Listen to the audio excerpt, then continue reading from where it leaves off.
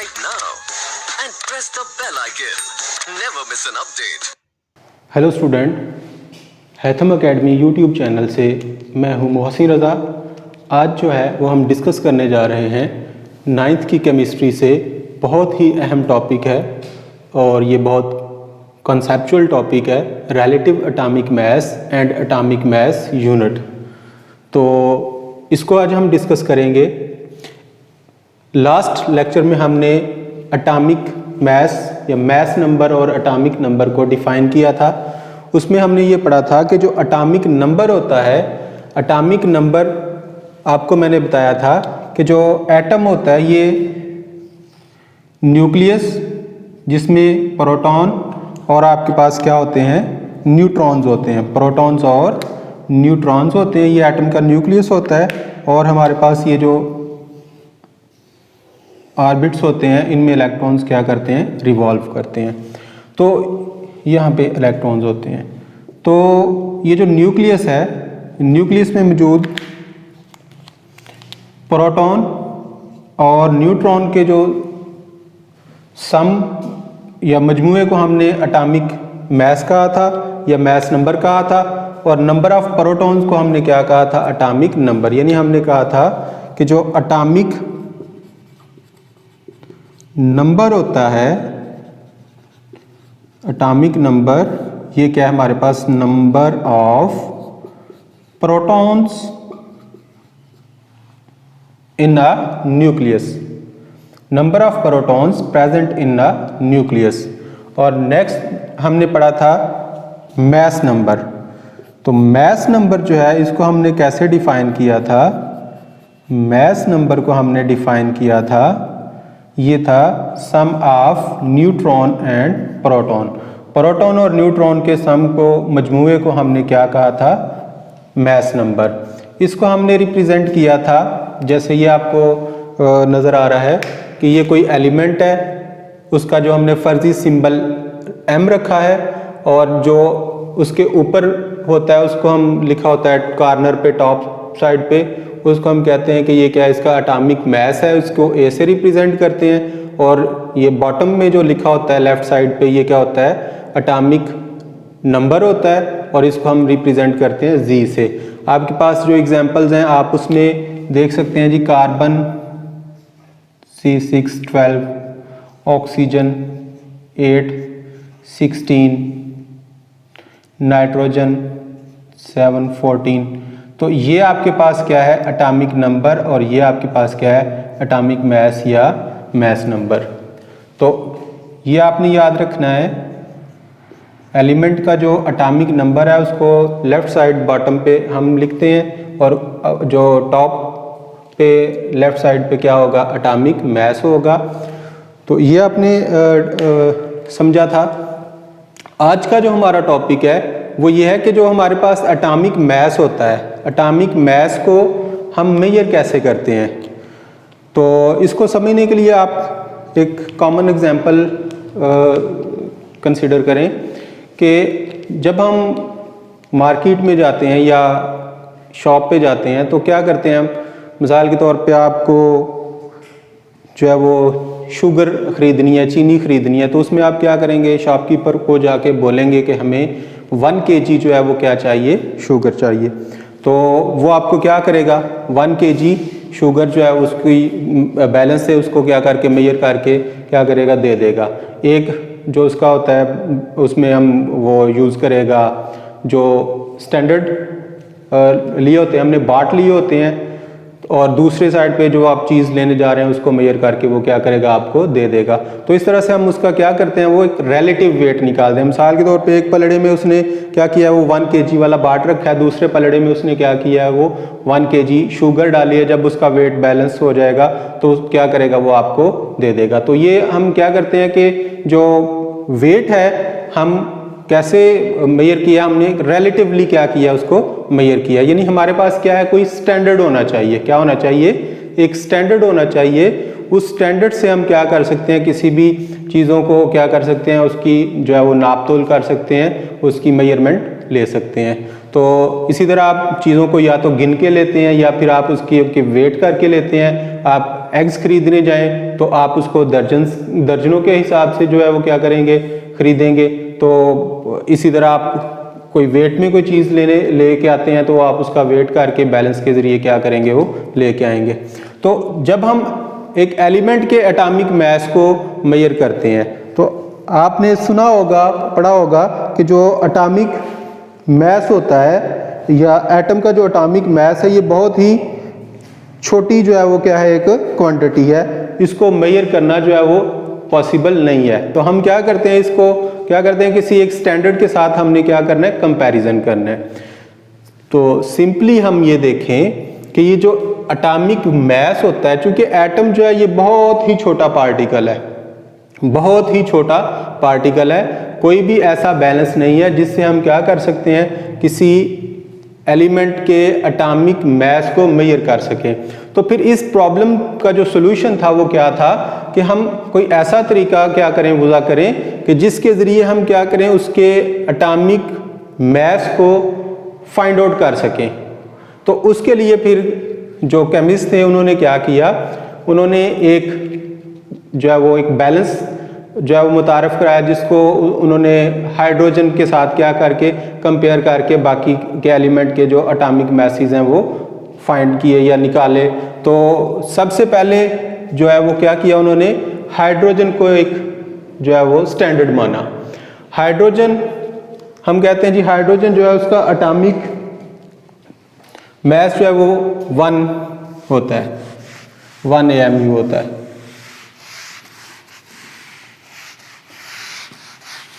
Hydrogen जो है इसका एटॉमिक वेट जो होता है वो क्या होता है,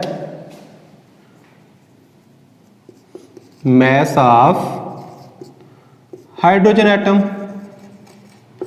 ये क्या होगा 1 AMU।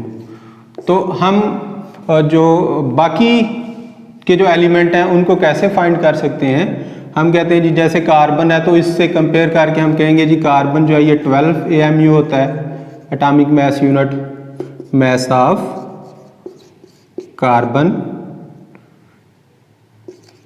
ये आपके पास क्या है, ये 12 AMU है। इसी तरह मास ऑफ ऑक्सीजन, ये क्या आपके पास 16 AMU है, एटॉमिक मास यूनिट है। तो इस तरह से सबसे पहले उन्होंने क्या किया, हाइड्रोजन को क्या किया, एक स्टैंडर्ड के तौर पे लिया और बाकी एलिमेंट के एटॉमिक मासेस जो है वो इसके रिलेटिव क्या किए, उन्होंने निकाले। तो ये इसका थोड़ा सा आपको ब्रीफ इंट्रोडक्शन था कि एटॉमिक जो मास है और उसको हम मेजर कैसे करते हैं। एटॉमिक मास को मेजर करने के लिए हम क्या करते हैं, रिलेटिव एटॉमिक मास निकालते हैं। और रिलेटिव एटॉमिक मास क्या होता है और एटॉमिक मास यूनिट क्या होता है, इसको हम अभी डिस्कस करते हैं। तो सबसे पहले जो स्टैंडर्ड सेट किया जाता है in case of relative atomic mass, जो स्टैंडर्ड सेट किया गया तो उसमें क्या किया गया कि 19th सेंचुरी में जो यूज़ किया जाता था स्टैंडर्ड वो था हाइड्रोजन। लेकिन हाइड्रोजन के बाद 1961 के बाद हाइड्रोजन की जगह किसको ले लिया गया, कार्बन को ले लिया गया। तो इसके लिए को चेंज करने की क्या थी, कुछ रीजंस थी।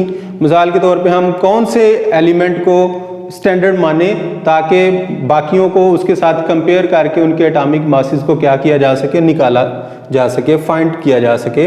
तो इसके लिए जो केमिस्ट थे उन्होंने क्या किया, उन्होंने देखा कि कोई ऐसा एलिमेंट होना चाहिए जिसको हम एक स्टैंडर्ड सेट कर सकें, उसको स्टैंडर्ड के तौर पे हम क्या करें, ले सकें। तो फिर उन्होंने सोचा कि कौन सी ऐसी प्रॉपर्टीज होनी चाहिए जो एक ऐसे एलिमेंट में मौजूद हों जिसको हम एक कैप्टन मान लें, एक लीडर मान लें और उसके रिलेटिव हम बाकी एलिमेंट के क्या करें, मासेस को फाइंड आउट कर सकें। तो उन्होंने कहा जी जो हमने कैप्टन मानना है, जो लीडर मानना है, उसमें कौन कौन सी एबिलिटी होनी चाहिए।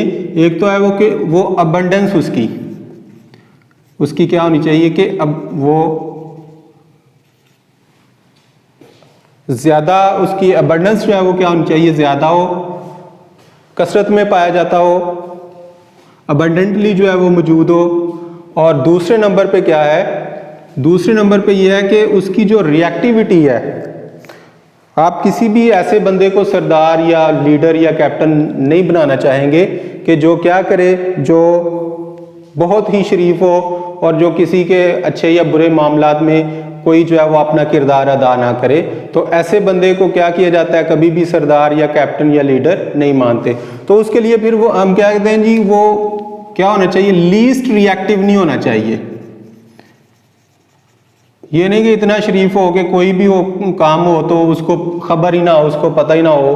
तो क्या है कि जो एलिमेंट हमने स्टैंडर्ड के तौर पे लेना है, एक तो उसकी अबंडेंस होनी चाहिए, दूसरा वो लीस्ट रिएक्टिव नहीं होना चाहिए, तीसरी चीज जो है वो क्या है, वो हाईली रिएक्टिव भी नहीं होना चाहिए।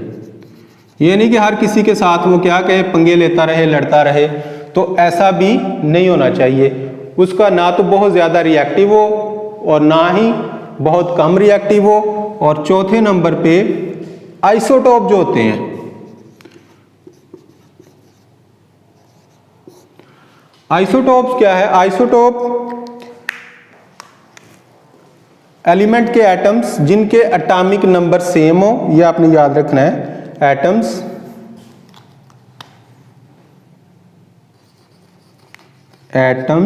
Of an element.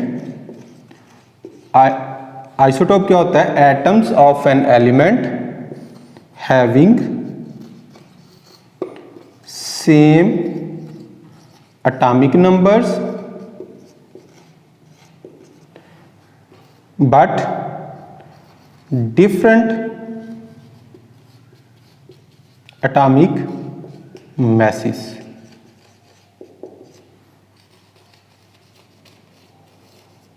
आइसोटोप हम किसको कहेंगे, एटम्स ऑफ एन एलिमेंट। ये आपने आइसोटोप की जो है वो उसको डिफाइन कैसे करना है कि atoms of an element having same atomic numbers but different atomic message. तो हम बात कर रहे थे कि कौन से एलिमेंट को क्या क्या स्टैंडर्ड के तौर पे लिया गया कि जो जिसकी अबंडेंस जो है वो बहुत ज़्यादा हो, जो बहुत कम रिएक्टिव ना हो, बहुत ज़्यादा रिएक्टिव ना हो, और उसके जो आइसोटोप्स हैं वो ज़्यादा ना हो, कम हो। आइसोटोप्स की जो नंबर्स हैं, जो आइसोटोप की तादाद है वो उस एलिमेंट की क्या हो, कम हो। तो फिर केमिस्ट ने क्या किया, कार्बन पे मुतफिक किया। C12 को स्टैंडर्ड लेने के लिए क्या, अबंडेंस के लिहाज से अगर हम देखें तो ये पांचवा बड़ा एलिमेंट है जो पाया जाता है, इसकी पांचवें नंबर पे है ये अबंडेंस के लिहाज से। तो ये लीस्ट रिएक्टिव भी नहीं है और मोस्ट रिएक्टिव भी नहीं है। ऐसा नहीं कि आप उसको रखें तो वो फौरन रिएक्ट कर जाए, और इतना जो है वो लीस्ट रिएक्टिव भी नहीं है कि वो रिएक्ट ही ना करे। तो ये जो था इन, और इसके आइसोटोप भी जो है वो तीन है, एक जो है वो C12, C13 और C14। तो ये तीन आइसोटोप वाला एलिमेंट था। तो इसको क्या किया गया, हाइड्रोजन के बाद स्टैंडर्ड के तौर पे लिया गया। तो फिर हम जब इसको स्टैंडर्ड या इसको कैप्टन मान लें तो इसको कैप्टन मान के हम क्या करते हैं, बाकी एलिमेंट के एटॉमिक मैसेज को इसके साथ कंपेयर करके निकालते हैं। एक और चीज आपने याद रखनी है कि जब हम रिलेटिव टर्म की बात करते हैं तो इसमें हमने क्या करना है, एक को दूसरे के साथ कंपेयर करके, कंपैरिजन करके निकालना होता है। तो जब हम रिलेटिव एटॉमिक मास की बात करते हैं तो रिलेटिव एटॉमिक मास को आप कैसे डिफाइन करोगे, ये आपको पता होना चाहिए कि रिलेटिव एटॉमिक मास को हम कैसे डिफाइन करेंगे। तो रिलेटिव एटॉमिक मास क्या होता है, रिलेटिव एटॉमिक मास को डिफाइन कैसे करेंगे, ये आपके पास इसकी क्या है, यूं समझिए कि यार इसकी डेफिनेशन है। तो डेफिनेशन क्या है, मास of an element over 1/12 mass of an atom of carbon 12, यानी कार्बन 12 का जो कार्बन का जो आइसोटोप है जिसका एटॉमिक मास 12 है उसका 1/12 पार्ट।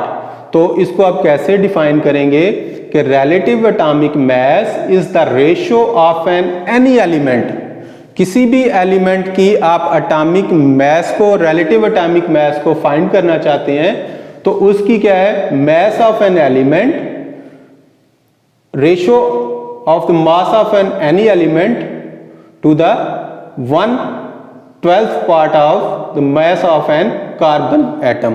तो ये आपके पास क्या होगी, रिलेटिव एटॉमिक मैस की डेफिनेशन होगी। यानी किसी भी एलिमेंट का मैस, आप सिंपल वर्ड्स में आप इसको यूं डिफाइन कर सकते हैं कि किसी भी एलिमेंट के मैस को जब हम कार्बन 12 के 1/12 पार्ट से क्या करें, कंपेयर करके कैलकुलेट करें, निकालें, तो वो उस एलिमेंट की क्या होगी, रिलेटिव एटॉमिक मैस आ जाएगा आपके पास। तो रिलेटिव एटॉमिक मैस को आपने डिफाइन करना है कि किसी भी एलिमेंट का जो मैस है उसको कार्बन 12 के 1/12 पार्ट से कंपेयर करके निकालें तो वो आपके पास रिलेटिव एटॉमिक मैस होता है। फिर दूसरी बात ये है कि जो रिलेटिव एटॉमिक मैस होता है इसको हम डिटरमिन किस में करते हैं, इसको मेजर किस में करते हैं, इसके यूनिट्स क्या हैं। तो एटॉमिक मैस यूनिट क्या है, रिलेटिव एटॉमिक मैस को किस में मेजर किया जाता है, एटॉमिक मैस यूनिट में मेजर किया जाता है। तो एटॉमिक मैस यूनिट हम कैसे निकालते हैं, मिसाल के तौर पे हम कहते हैं कि कार्बन, जो एक कार्बन का जो एटम है उसमें कितने यूनिट्स हैं, 12 यूनिट्स हैं। कितने यूनिट्स हैं, 12 यूनिट्स हैं। तो mass of a carbon atom किसके इक्वल है, 12 AMU के इक्वल है। तो अगर यहां से आप 1 AMU का निकालना चाहें तो 1 AMU किसके बराबर होगा, mess of carbon atom over 12। तो मैस ऑफ कार्बन एटम क्या होगा, इसको आप कैसे निकालेंगे। तो मैस ऑफ कार्बन एटम को निकालने के लिए हम क्या करते हैं, हम कहते हैं हमें मोल की तरफ जाना पड़ेगा। तो एक मोल जो होता है वो 6.02 × 10³ पार्टिकल्स के बराबर होता है। यानी हम बात करें कि कार्बन जो है इसका एटॉमिक मैस क्या, हम इसको किस में मेजर करें, अगर हम इसको ग्राम पर मोल में मेजर करें तो इससे हम क्या कर सकते हैं, नंबर ऑफ मोल कह सकते हैं कि जी 1 मोल कार्बन जो है इसमें कितने ग्राम है, 12। यानी atomic mass of carbon is equal to 12 gram per mole. यानी 1 मोल में 12 ग्राम होते हैं कार्बन एटम। तो 1 मोल जो है ये किसके इक्वल होगा, 12 ग्राम के इक्वल होगा। और 1 मोल में कितने पार्टिकल्स होते हैं, 6.02 × 10⁻23 एटम्स होते हैं। 1 मोल में कितने एटम्स होते हैं, 6.02 × 10⁻23। तो यहाँ पे अगर हम इस फार्मूला को देखें तो एटॉमिक मैस ऑफ कार्बन ये 12 ग्राम पर मोल है और 1 मोल ऑफ कार्बन किसके इक्वल है, 12 ग्राम के इक्वल है। 1 मोल जो है उसमें हम जो नेक्स्ट हमारा टॉपिक है वो मोल के ऊपर होगा। तो इसमें हम थोड़ा सा मैं आपको बता दूं कि जो 1 मोल होता है वो किसके बराबर होता है, वो 6.02 × 10⁻23 या उसको एवोगैड्रो भी हम कहते हैं कि ये Na के इक्वल है, एवोगैड्रो। तो मोल जो है इसको हम कैसे डिफाइन करते हैं कि किसी भी एलिमेंट में जो एटम्स के मोल को हम कैसे डिफाइन करेंगे, किसी भी एलिमेंट के एटम्स को जब हम ग्राम में कैलकुलेट करते हैं तो वो 1 मोल के इक्वल होता है। यानी number of gram of atom of an element वो किसके इक्वल होगा, 1 मोल के इक्वल होगा। तो जब हम एटॉमिक मैस को ग्राम्स में मेजर करते हैं तो किसके इक्वल होता है, मोल के इक्वल। तो उसमें कितने पार्टिकल्स होते हैं, एवोगैड्रोस नंबर जो उसमें होते हैं, इतने पार्टिकल्स, Na पार्टिकल्स होते हैं। तो कार्बन की अगर हम बात करें, कार्बन का जो एटॉमिक मैस है वो क्या है, 12 ग्राम पर मोल है और 1 मोल ऑफ कार्बन 12 ग्राम के है। 1 मोल में कितने पार्टिकल्स हैं, 6.02 × 10⁻23 एटम्स हैं। ये किसके इक्वल होगा, 12 ग्राम के इक्वल होगा।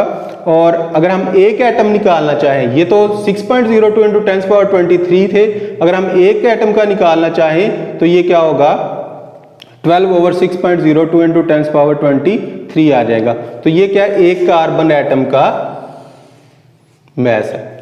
तो एक कार्बन एटम के मैस को फाइंड करने के लिए ये हमारे पास क्या आ गया, 12/6.02 × 10⁻23। और अगर हम इससे एटॉमिक मास यूनिट निकालना चाहते हैं तो यहाँ पे हमने पढ़ा था कि मास ऑफ कार्बन एटम क्या है, ये 12 AMU है और 1 AMU किसके इक्वल होगा, मास ऑफ कार्बन एटम ओवर 12।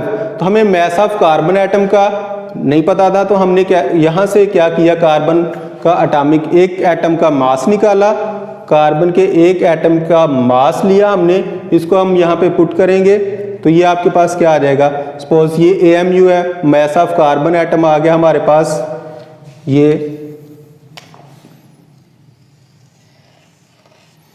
आ गया। तो ये हमने क्या किया, एक कार्बन एटम का जो मास है ये क्या आ गया 12/6.02 × 10⁻23 और ये फार्मूला से हमने 12 लिखा और यहाँ से ये कैंसिल हो जाएगा और ये क्या आ जाएगा 1/A आ जाएगा। तो इसको आप यूं कह सकते हैं कि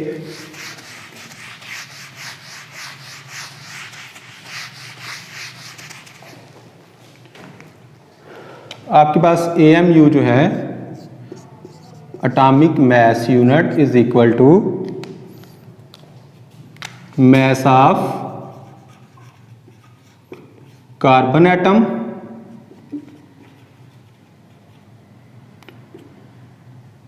ये कार्बन 12 वाला जो एटम है उसका और डिवाइडेड बाय हमने क्या कहा था कि 12, इससे जो है निकाला था हमने।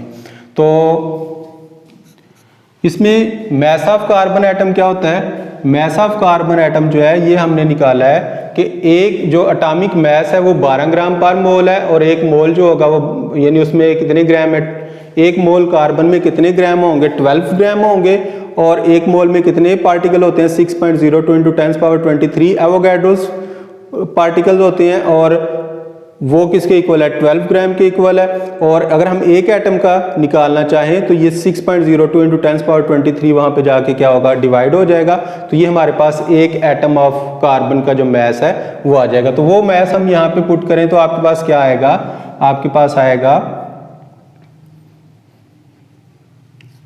12/6.02 × 10⁻23 और 1/ ये आपके पास आ गया 12। ये क्या हो जाएंगे, कैंसिल हो जाएंगे, तो ये आपके पास क्या आ जाएगा, ये आपके पास आ जाएगा यहाँ पे आपने ये ग्राम, तो ये आपके पास क्या आ जाएगा 1/6.02 × 10⁻23 ग्राम आ गया। अब जब हम 1 को 6.02 × 10⁻23 से डिवाइड करेंगे तो हमारा जो आंसर आएगा ये 1 से कम होगा। तो इसके लिए हम क्या करें, ऊपर भी 10 से मल्टीप्लाई कर दें, नीचे भी जो है वो इसको 10 से क्या कर दें 6.02 × 10⁻23 मल्टीप्लाई बाय 10, ये कर दिया आपने। तो ये हो जाएगा 10/6.02 × 10⁻24 आ जाएगा आपके पास और 24 ये ऊपर जाके क्या हो जाएगा, ये आपके पास हो जाएगा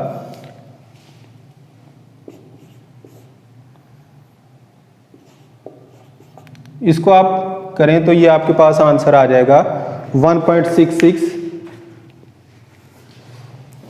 10 को जब हम 6.02 से क्या करेंगे डिवाइड करेंगे, 10 को 6.02 से डिवाइड करेंगे तो ये आपके पास क्या आ जाएगा 1.66 इंटू ये 10 की पावर जो है 24 ऊपर जाके क्या हो जाएगी -24 ग्राम के इक्वल आ जाएगा। तो इस से हमने क्या डिराइव किया कि जो आपके पास है एक AMU है ये कितने ग्राम्स के इक्वल होता है, ये 1.66 × 10⁻24 ग्राम के इक्वल होता है। मैं आपको एक दफ़ा रिपीट करता हूं कि रिलेटिव एटॉमिक मास क्या होता है। रिलेटिव एटॉमिक मास होता है किसी भी एलिमेंट का एटॉमिक मास जिसको कार्बन 12 के 1/12 के साथ क्या किया जाता है डिवाइड करके निकाला जाता है, कंपेयर करके निकाला जाता है। उसको हम मेजर किस में करते हैं, उसको हम एटॉमिक मास यूनिट में मेजर करते हैं। तो हमने स्टैंडर्ड किसको लिया था, कार्बन एटम को लिया था। तो हम ये कहते हैं कि मास ऑफ कार्बन एटम, एक कार्बन एटम कितने AMU के बराबर होता है 12 AMU के बराबर होता है। तो इस फार्मूले से हम क्या कर सकते हैं, एटॉमिक मास यूनिट को डिफाइन कर सकते हैं। किसको डिफाइन कर सकते हैं, एटॉमिक मास यूनिट को। तो ये हमारे पास आ गया कि एक AMU जो होगा वो किसके इक्वल होगा, मास of carbon atom divided by 12। तो किसी भी, जब हम इसका कार्बन का रिलेटिव एटॉमिक मास निकालेंगे, उसको हम मेजर जब AMU में करेंगे तो हम कहेंगे कि एक AMU जो है ये किसके इक्वल है, 1/12 ऑफ कार्बन 12। तो ये आपके पास क्या आ जाएगी, इसकी डेफिनेशन आ जाएगी। तो एक एटॉमिक मास यूनिट को कैसे डिफाइन करेंगे, एटॉमिक मास यूनिट को डिफाइन करेंगे मास of carbon atom divided by 12। तो इससे हम क्या कर सकते हैं, दूसरा हमने रिलेशन निकाला किसका, कि एटॉमिक मास यूनिट को अगर हम ग्राम्स में निकालना चाहें तो फिर उसके लिए क्या करेंगे, एटॉमिक मास यूनिट को ग्राम्स में कन्वर्ट करने के लिए हम क्या करेंगे, हम ये कहेंगे कि जी कार्बन एटम जो होता है उसका एटॉमिक मास कितना होता है, 12 ग्राम पर मोल। एक मोल यानी किसके बराबर हो गया, 12 ग्राम हो गया, 12 ग्राम के बराबर हो गया कार्बन एटम के। और एक मोल में कितने पार्टिकल होते हैं, 6.02 × 10⁻23 एटम्स होते हैं, वो भी किसके इक्वल होगा, 12 ग्राम के इक्वल होगा। फिर हमने एक एटम का निकालना है, क्योंकि हमें यहाँ पे क्या चाहिए, सिर्फ एक एटम का चाहिए मास। तो एक एटम का जब हम निकालेंगे तो ये क्या होगा, 12 डिवाइडेड बाय एवोगैड्रो नंबर। और एवोगैड्रो नंबर जब हम लिखेंगे, ये फार्मूला में पुट करेंगे, मास ऑफ कार्बन एटम जो हमने निकाला है जब इसमें पुट करेंगे तो हमारे पास ये 12 और 12 कैंसिल हो जाएंगे, एवोगैड्रो आ जाएगा। एवोगैड्रो को हम क्या करेंगे, एवोगैड्रो नंबर को जो है वो 1 से डिवाइड करेंगे तो ये हमारे पास क्या आ जाएगा, 1.6। ये आपको MCQs में पूछा जा सकता है कि आपके पास जो एक AMU है वो किसके बराबर होता है, 1 AMU इज इक्वल टू 1.66 × 10⁻24 ग्राम। ये आपने क्या करना है, याद रखना है। तो और इस टॉपिक में आपको MCQs क्या आ सकता है कि नंबर ऑफ जो प्रोटॉन का मास है, न्यूट्रॉन का मास है या इलेक्ट्रॉन का मास है, इसको आप ग्राम्स में ये होगा और इसको AMU में कन्वर्ट करें तो ये आपके पास क्या होगा, ये होगा।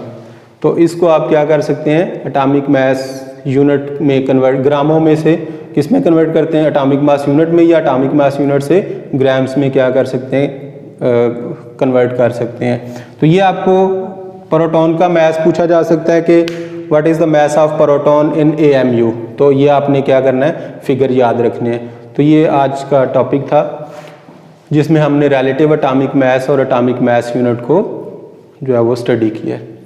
तो नेक्स्ट जो हमारा टॉपिक है वो हमारे पास जो है वो आएगा एम्पिरिकल फार्मूला और मॉलिक्यूलर फार्मूला।